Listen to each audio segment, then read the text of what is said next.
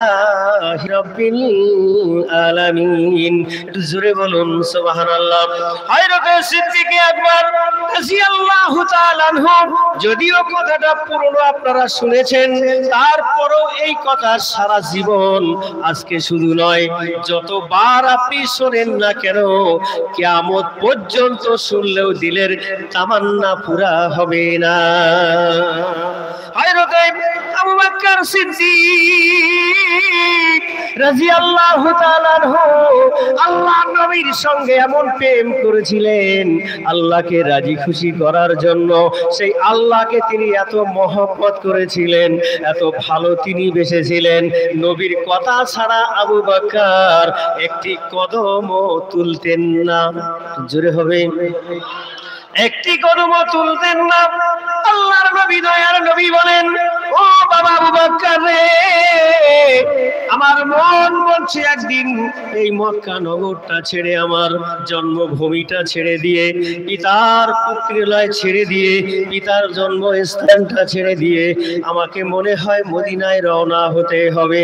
আমার ভাইয়েরা, মক্কা শরীফ থেকে নিয়ে দ্রুতগামী একটা স্পিডওয়ালা বাসে চাপলাম।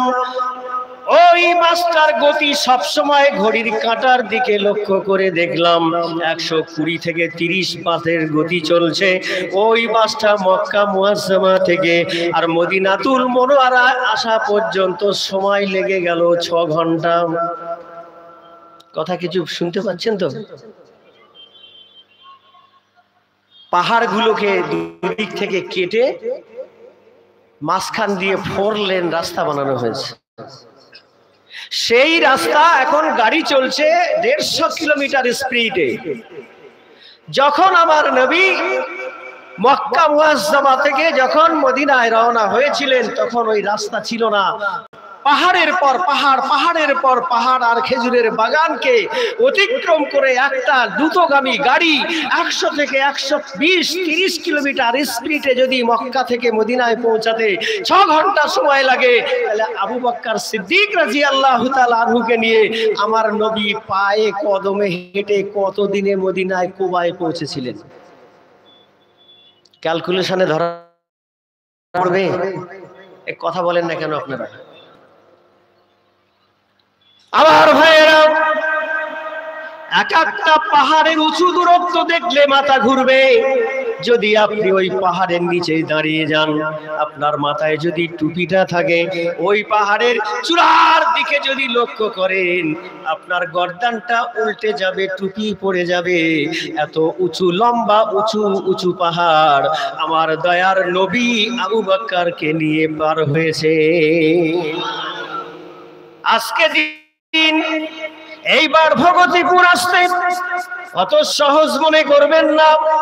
সারা পৃথিবীর জমিনে দয়ার নবীর এই কালেমার বাণী সারা পৃথিবীতে পৌঁছাতে আমার নবীকে তায়েফের জমিনে একবার নয়, দুবার নয়, 3বার তার রক্ত শূন্য করতে হয়েছে। পাথরের আঘাত মেরে মেরে 21 থেকে 22 বছরের নওজোয়ান যুবকেরা আমার দয়ার নবীকে পাগল লাকাব দেওয়ার পর ওই যুবকদেরকে লিলিয়ে দেওয়া হলো। ওই যুবকেরা পাথর মেরে মেরে আমার নবীকে রক্ত শূন্য করে দিয়ে ওই তায়েফের জমিনের মধ্যে একবার নয়, দুবার নয়, 3বার পড়ে গেলেন। তার জামা কাপড়গুলো, পোশাকগুলো সব রক্তের সঙ্গে জমাট হয়ে গেল। পা মোবারকে যে জুতাটা ছিল, মোজার সঙ্গে রক্তের সঙ্গে জমাট লেগে গেল। জিবরিল আমিন চলে আসলো। নবীর জ্ঞান নাই, আল্লাহর নবীর কোনো জ্ঞান নাই।